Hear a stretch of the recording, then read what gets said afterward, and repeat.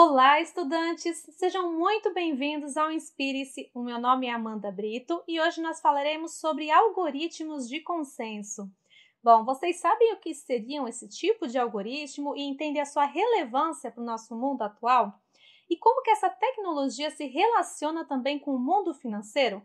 Bom, para nos ajudar a entender melhor essas questões, nós trouxemos aqui dois convidados ilustres especialistas nessa área, que são o Bernardo Madeira, que é fundador da Interchains, arquiteto de sistemas, especialista na plataforma blockchain, na implementação de projetos e no desenho de soluções na indústria 4.0. Bernardo, agradeço muito por ter aceitado o nosso convite. Muito obrigado, pessoal. Obrigado. Boa tarde aí a todos os ouvintes. Muito legal! E junto a nós também está o Fernando Galdino, que é doutorando em Sistemas e Relações Interorganizacionais, formado em Ciência da Computação e especializado em Administração de Empresas, em Gestão em Projetos e Inovação. O Fernando também atua como arquiteto de soluções para o setor público na Oracle. Então, Fernando, também agradeço muito por ter aceitado o nosso convite. Obrigado, espero contribuir bastante aí com o aprendizado, com a informação toda que a gente pode passar para vocês aí. E eu já vou começar pedindo que vocês, por favor, se apresentem contando um pouco mais dessa trajetória e como que vocês se interessaram aí por essa área em que atuam. Eu vou começar a contar um pouquinho sobre mim, né? No meu caso, eu tenho mais de 25 anos atuando na área de tecnologia da informação. E eu costumo dizer assim que eu vivi duas grandes fases, né, nesse período profissional. A primeira fase, onde eu atuei muito com o desenvolvimento de soluções, com a construção de projetos, codificação, desenvolvimento, liderança de equipes. E uma segunda fase, onde eu comecei a atuar como arquiteto de soluções e apoiando equipes comerciais em projetos em estágio, às vezes até embrionário ainda, que vão acontecer, e onde a tecnologia ela é importante, né? E no meu dia a dia eu tenho contato com várias tecnologias, internet das coisas, bancos de dados, inteligência artificial, ciência de dados, aplicações as mais diversas, e há mais ou menos pouco mais de 4 anos atrás eu passei a me interessar pelo tema blockchain, pelo tema criptomoedas, pelo tema algoritmos de consenso, e ajudei, junto com o Bernardo e outras pessoas, ajudamos a construir um capítulo Brasil da Hyperledger.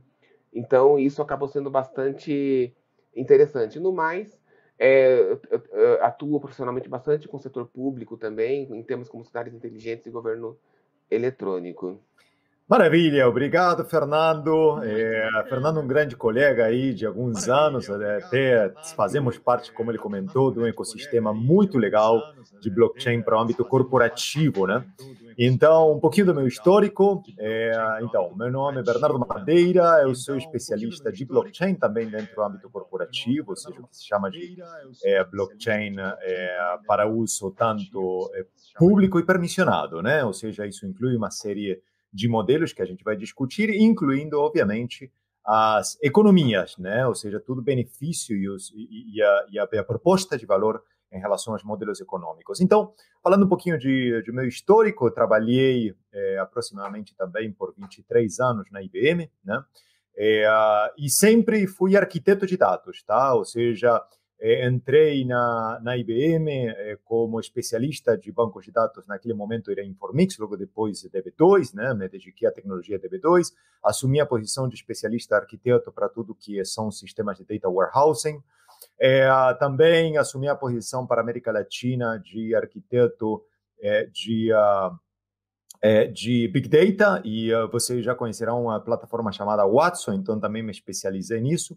Em 2015, naquele momento, há 6 anos atrás, né, meu diretor worldwide dentro da IBM me falou: Bernardo, agora você é encarregado de uma nova tecnologia que vai realmente revolucionar o mercado, né, que é o blockchain. Então agora você passa a ser o responsável dessa tecnologia, né, dentro da IBM para a América Latina.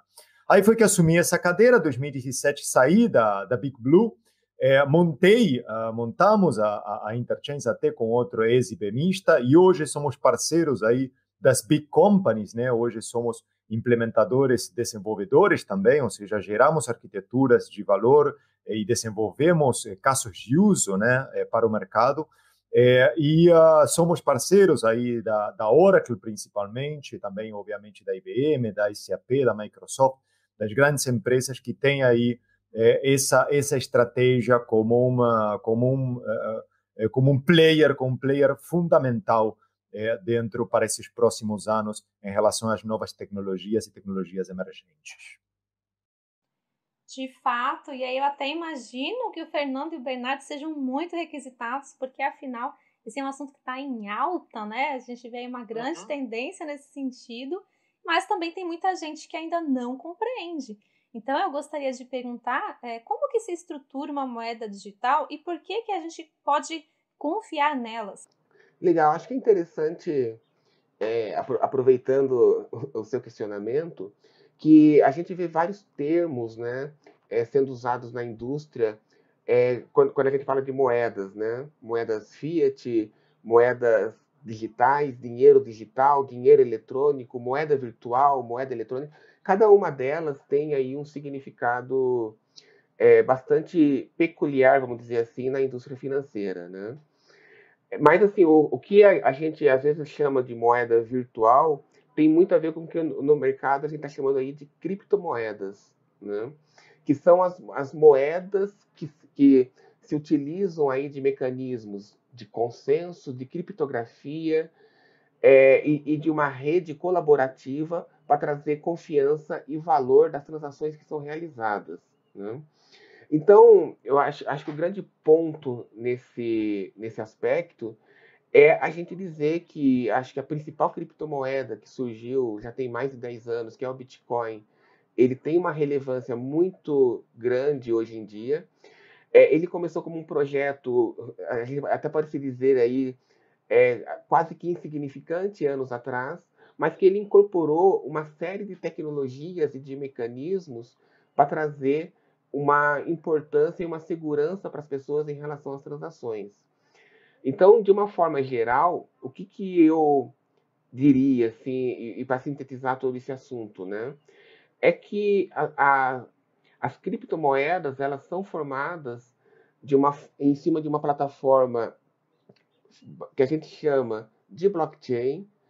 Essa plataforma ela faz uso de algoritmos de consenso, que a gente vai discutir um pouquinho mais, para fazer o quê? Para garantir a autenticidade, a segurança, a confiabilidade das transações que são gerenciadas por esse mecanismo, de tal forma a prover uma segurança na execução dessas transações, de tal forma que todos os participantes dessa rede tenham segurança nesse processo.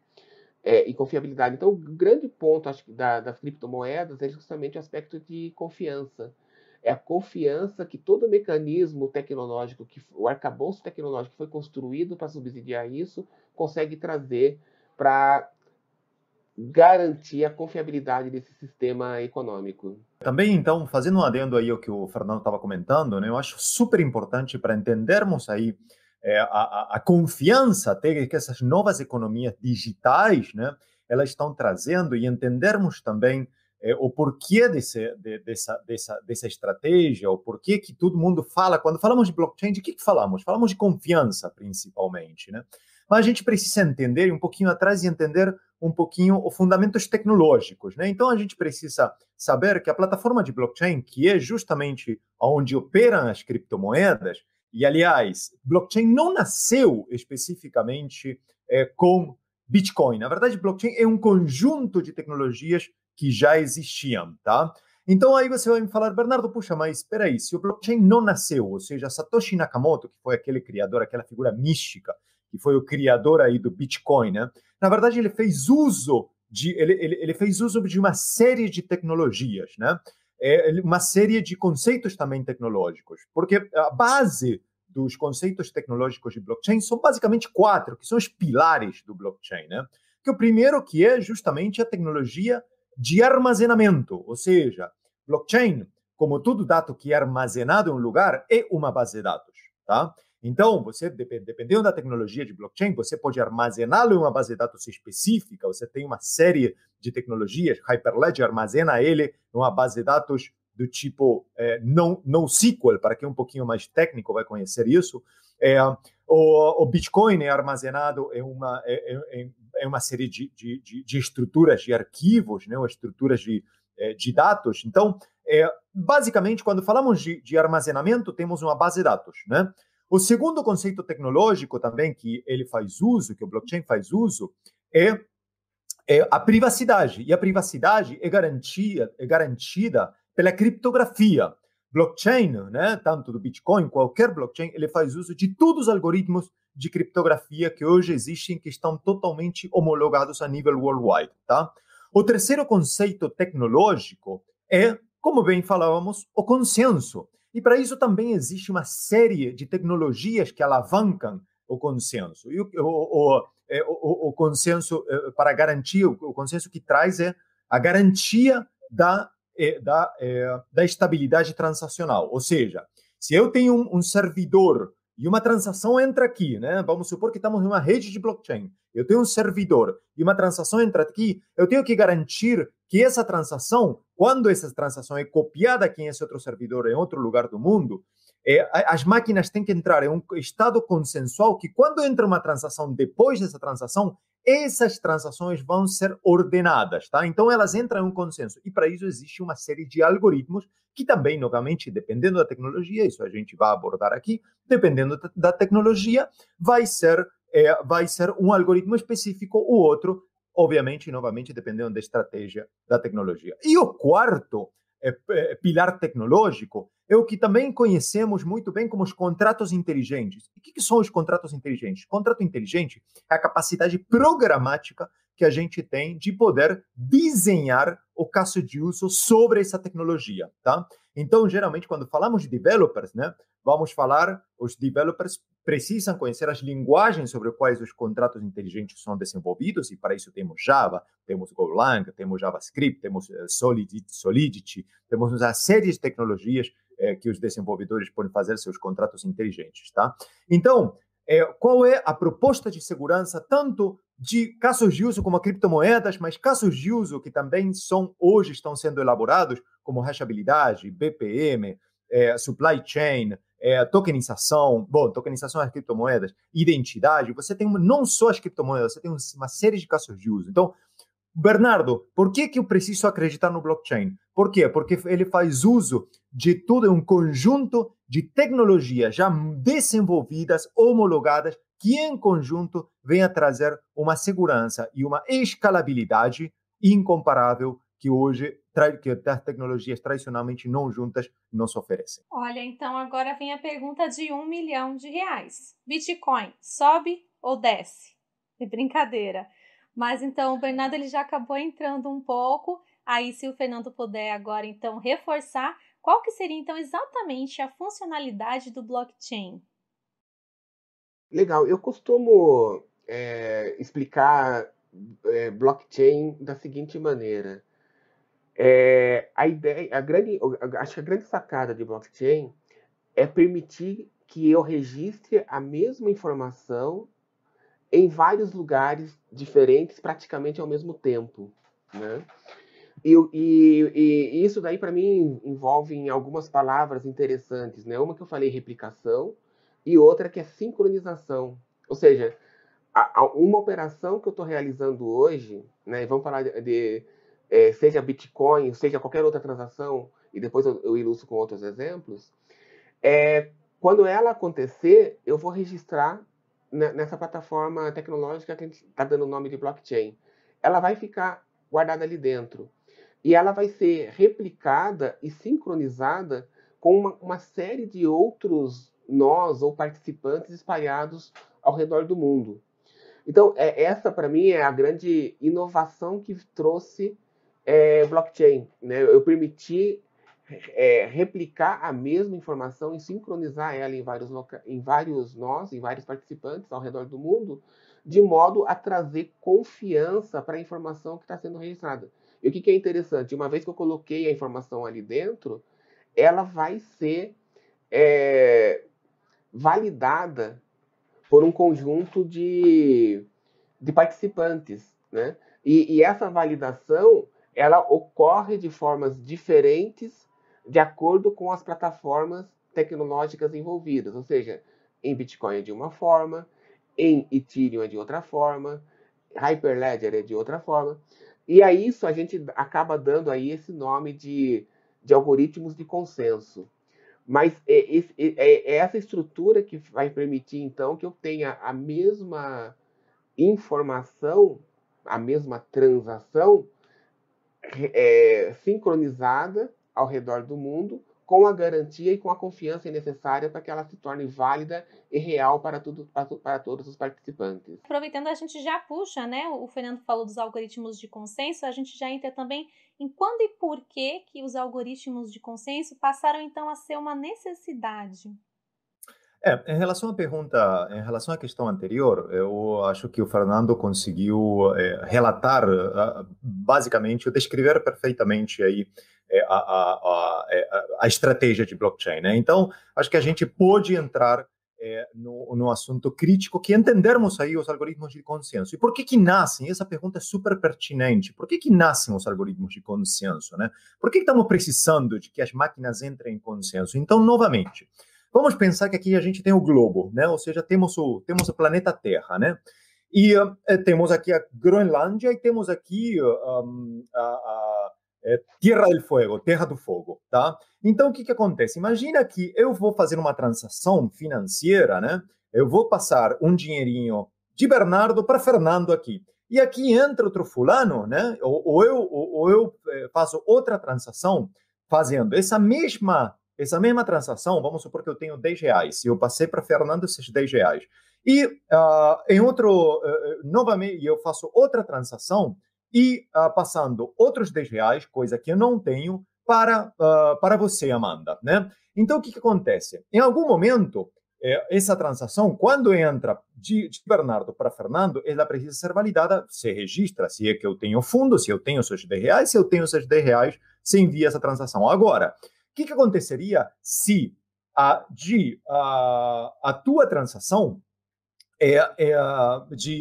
de transferência logo depois entra no mesmo momento e ela não consegue ser validada? Ou seja, imagina o que acontece, um problema conhecido que é o double spending, quando uma transação, basicamente, não consegue, se gasta o mesmo valor duas vezes. Por quê? Porque não se tem uma ordem de transação. Ou seja, se eu consigo colocar uma ordem que Bernardo passou para Fernando, né, ou esses R$ 10, e logo depois eu tentei passar para Amanda outros R$ 10, mas eu não tenho fundo, a segunda transação será rechaçada. Agora, o problema é que se as máquinas não se colocam em um acordo, um comum acordo, que uma transação entra primeiro e a segunda transação entra segundo e ambas são validadas, então imagina, existiria um double spending porque não haveria uma ordem. E aí é onde entra a necessidade que as máquinas entrem em um consenso com base nessa ordem transacional.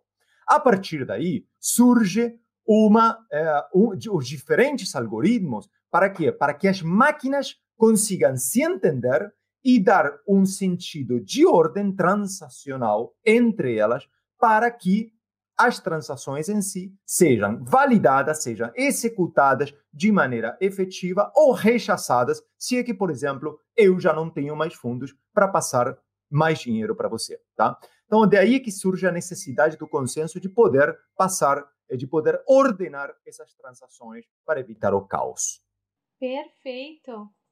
Não sei se também o Fernando gostaria de falar alguma coisa a mais em relação aos algoritmos de consenso. Eu costumo explicar a ideia de consenso muito usando uma figura ilustrativa que muitos devem conhecer, que é o jogo Sudoku. Aquele jogo, né? Eu tenho que preencher de 1 a 9 as colunas, de 1 a 9 as linhas, e não pode ter repetição de números, né? O que é interessante nessa ideia de consenso, né? E que ela é importante para toda essa estrutura de validação de blocos e construção, é que quando eu tenho ali uma série de participantes, né, Uma das primeiras atividades que eles vão ter que fazer em conjunto é saber assim, quais são as transações que a gente quer validar. Então, eles vão escolher. A primeira atividade do consenso é quais são as transações que a gente vai trabalhar. A gente pode traduzir isso como se fosse qual é o diagrama do Sudoku que a gente vai tentar resolver agora. Né? Feito esse primeiro consenso, é interessante que, é lógico, os algoritmos variam aí, mas a ideia básica é alguém tenta resolver aquele problema, né? E quem resolver esse problema, ele apresenta a resposta para os demais. E essa resposta ela tem que ser validada de forma muito rápida. Então, usando o Sudoku novamente como exemplo, né? Imaginamos que 10 tentem resolver o diagrama ali do Sudoku. Um deles pode ser que leve 5, 10 minutos, mas um deles resolve. Na hora que ele resolveu, ele apresenta para os demais e a conferência é super rápida. Em 5 segundos, todo mundo consegue conferir. Então, essa é a ideia básica para permitir eu falar que aquela transação, que aquele bloco, que aquele conjunto de informação, ele é validado.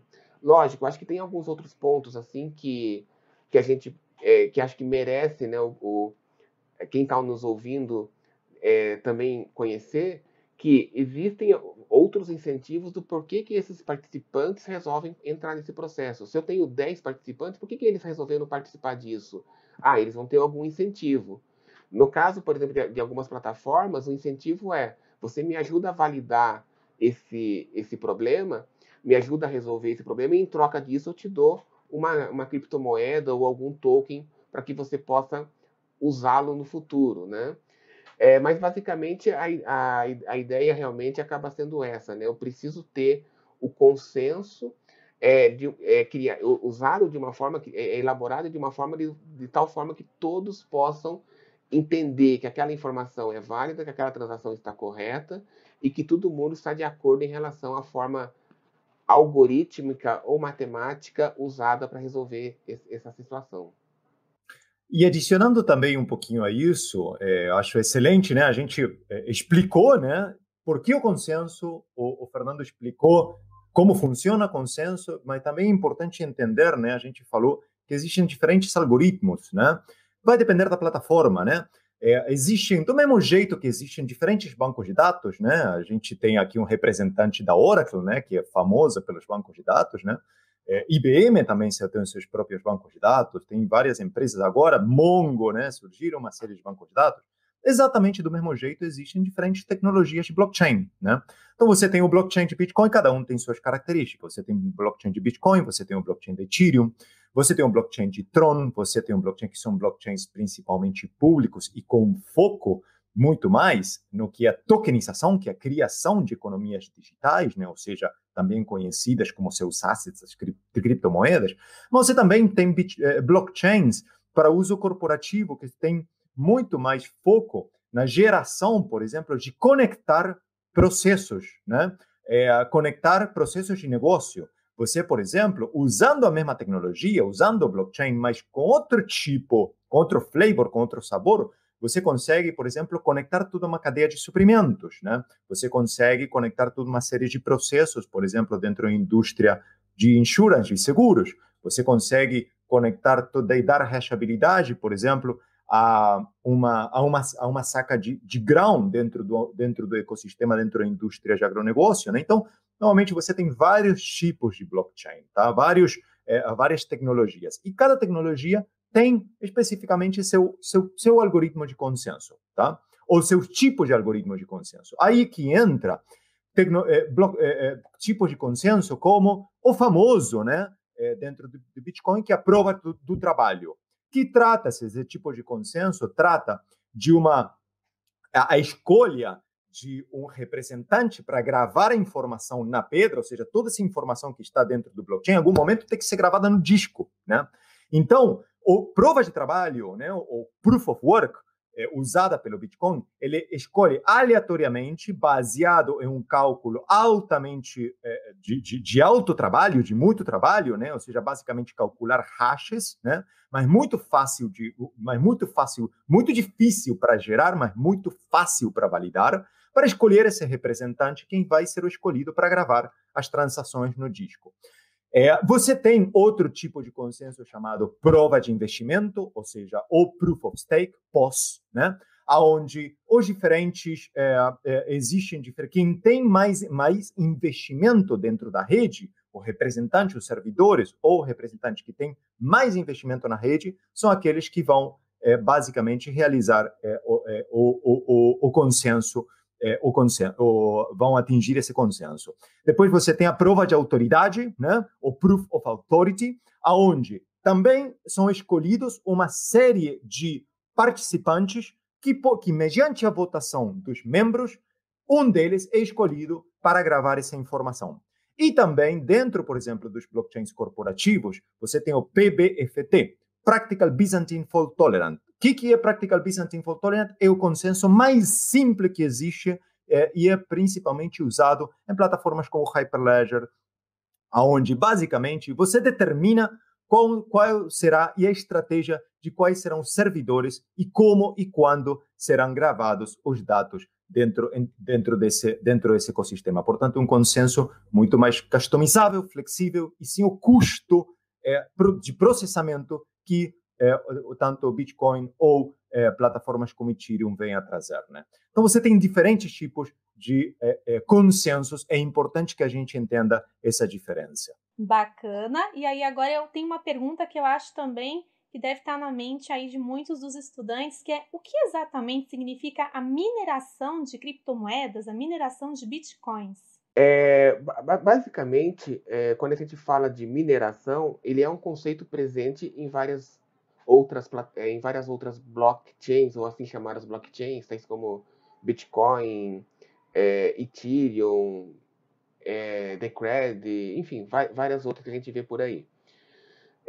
Basicamente, significa o seguinte, lembra que em respostas anteriores eu falei, por exemplo, sobre eu ter 10 participantes interessados em fazer um trabalho, e até dei a ilustração ali sobre o Sudoku, né, como um diagrama a ser resolvido, né?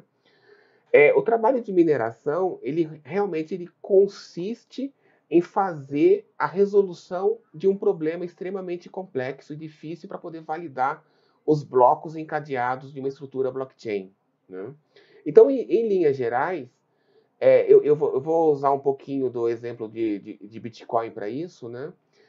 No Bitcoin, você cria, várias transações acontecem ao mesmo tempo. Em dado momento, eu pego um conjunto dessas transações e agrupo elas num bloco. Esses participantes espalhados ao redor do mundo que farão a validação desses dados, dessas transações, eles estão espalhados pelo mundo. Assim, existem aí 1.000, 2.000, 10.000 nós que vão de processamento que vão fazer esse trabalho de validação. E esse processo ele é feito por entidades chamadas de mineradores. Eles recebem o problema, eles possuem cópias da mesma informação em todos os nós, eles recebem esse conjunto de transações, eles decidem quais transações eles vão processar naquele momento, eles participam de um trabalho que é extensivo, em geral extensivo, para poder calcular a validade de um bloco, de uma transação.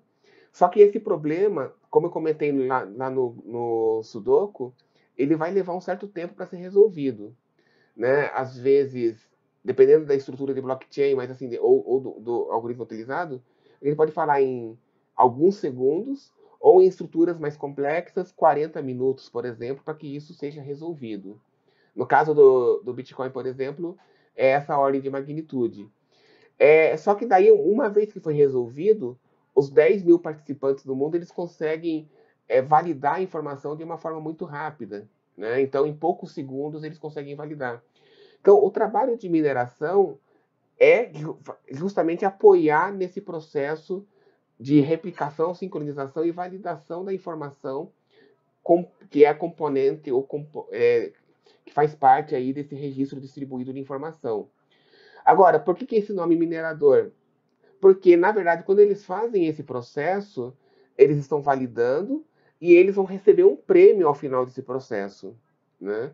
Então, geralmente, as estruturas de blockchain formadas que a gente vê de criptomoedas, elas devolvem o prêmio por esse trabalho para quem resolve o problema na forma de uma nova criptomoeda.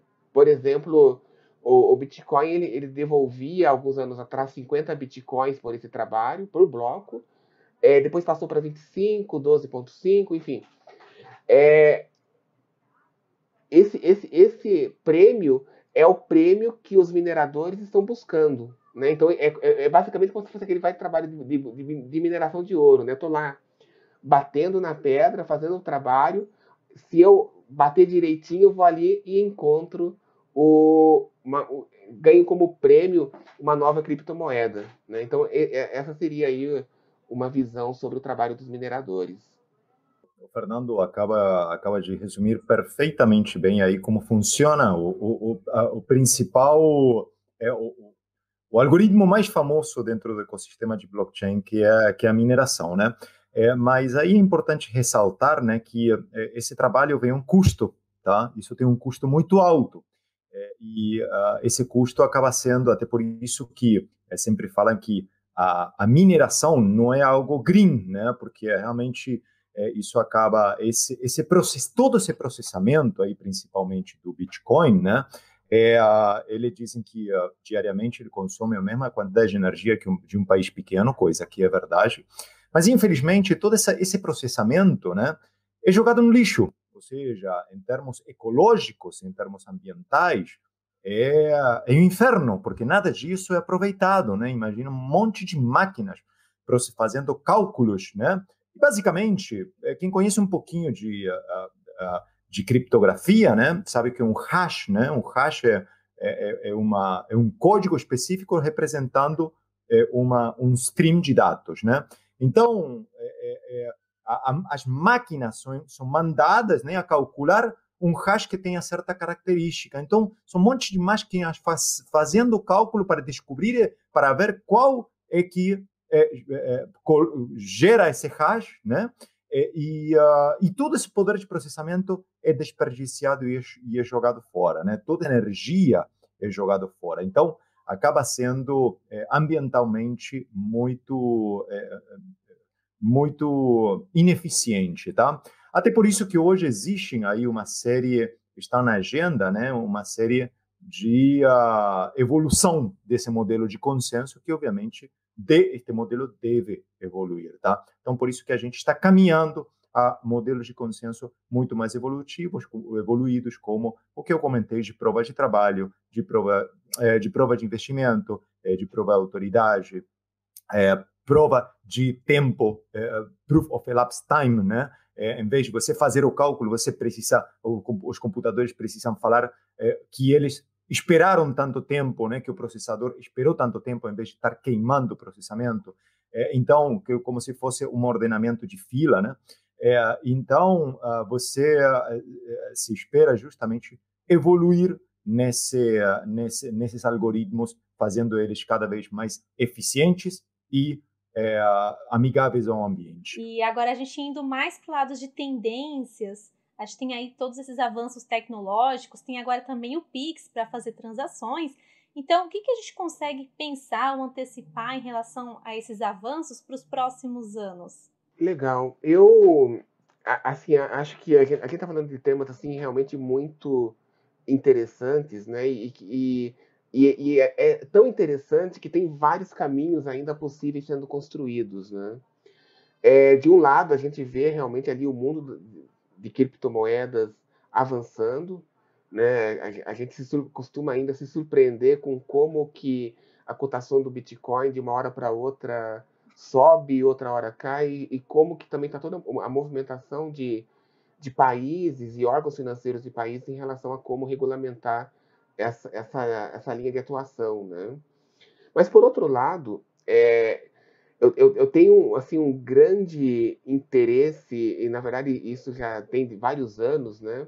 Com relação a como fazer as empresas participarem ou realizarem seus processos de uma forma mais otimizada ou produtiva possível, ou integrada possível, né?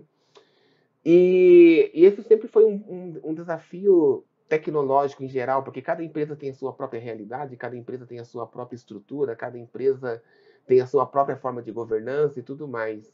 Então, e é interessante notar que com o surgimento aí do mundo das criptomoedas, as indústrias financeiras e principalmente a cadeia logística começaram a reparar que blockchain ela pode ser usada para otimizar a sua própria indústria, né? Então, quando a gente está falando, por exemplo, da indústria financeira, uma série de bancos que precisam conversar entre si, porque as transações de nós, como clientes, passam e trafegam de um lado para outro todo dia, toda hora, né? Ou uma cadeia logística, onde eu tenho ali um produto que sai ali do e-commerce, do site da empresa, é necessário ser armazenado, embalado, precisa ser levado para uma empresa transportadora, a transportadora vai colocar num caminhão e vai chegar na sua casa, né? Só nesse processo, sim, existem várias empresas muito diferentes que precisam interagir entre si, né? Voltando a esse assunto, o comércio eletrônico, uma seguradora, o banco, uma transportadora, enfim, são todas empresas que elas buscam otimizar o seu próprio trabalho. E eu me arrisco a dizer que antes de blockchain, essa interação entre elas sempre existiu, né? Mas sempre foi bastante complexo. E agora, com blockchain, eu tenho a possibilidade de ter a mesma informação sincronizada, ou seja, replicada, sincronizada e distribuída entre todas elas, né? E isso, para mim, é uma grande tendência. Existe um campo novo de atuação se formando, que é esse relacionamento entre as empresas, o que a gente chama de sistemas interorganizacionais, relações interorganizacionais, cada vez mais fortes, onde a necessidade de compartilhar informações entre os participantes e de ter profissionais que vão poder atuar e entender e ajudar na governança, na colaboração interorganizacional vai ser cada vez mais evidente, né? E tecnologias como Hyperledger, Corda e outras surgindo nesse espaço são muito interessantes para isso acontecer. Então, há um caminho muito novo, fora toda a integração com IoT, fora ciência, inteligência artificial, ciência de dados, coisas que estão aí acontecendo. Pois é. Então, também eu acho que, novamente, eu acho que Bitcoin é um perfeito exemplo de como um conceito inovador pode fazer uma revolução no mercado, né? Tanto aplicações, novos conceitos, como o próprio Uber, que também foi uma mudança, fez uma mudança drástica de indústria, né? O Bitcoin veio para fazer uma mudança ou propor uma agenda de mudança drástica em termos de modelos financeiros, né? Agora, Bernardo, será que o Bitcoin, será que as criptomoedas vão ser aderidas pelos sistemas financeiros? Isso ninguém sabe, né? Hoje, no momento que Mark Zuckerberg criou o Facebook, ninguém sabia a revolução que as próprias redes sociais e o forte que iam ser as redes sociais hoje nas nossas vidas, né? Então, isso é algo que ninguém sabe. O que é provado é que esses novos modelos financeiros estão para ficar, tá?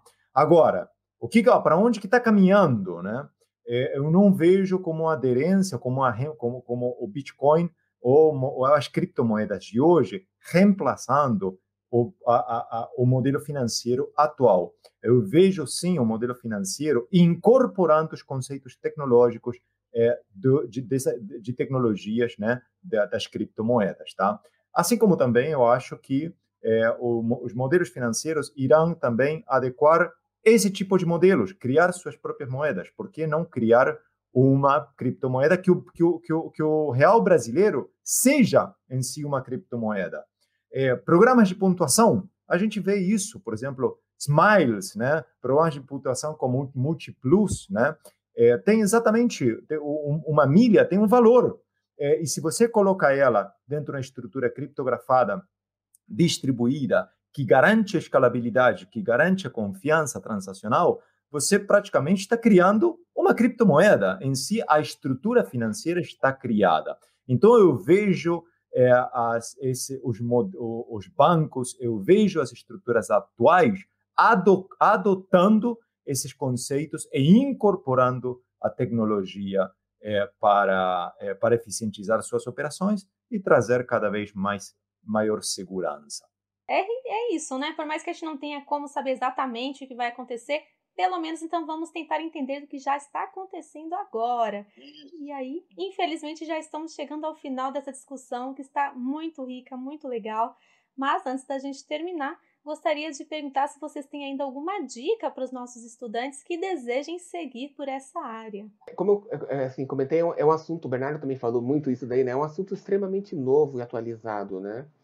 Então, eu acho que assim, eu acho que o grande importante aí para os profissionais, para os alunos e tal, é ter a curiosidade. Vai entender o que é criptomoeda, vai entender um pouco do que é blockchain, procure se envolver em projetos. Acho que tem comunidades, por exemplo, eu e o Bernardo, né, trouxemos uma comunidade de Hyperledger aqui para o Brasil.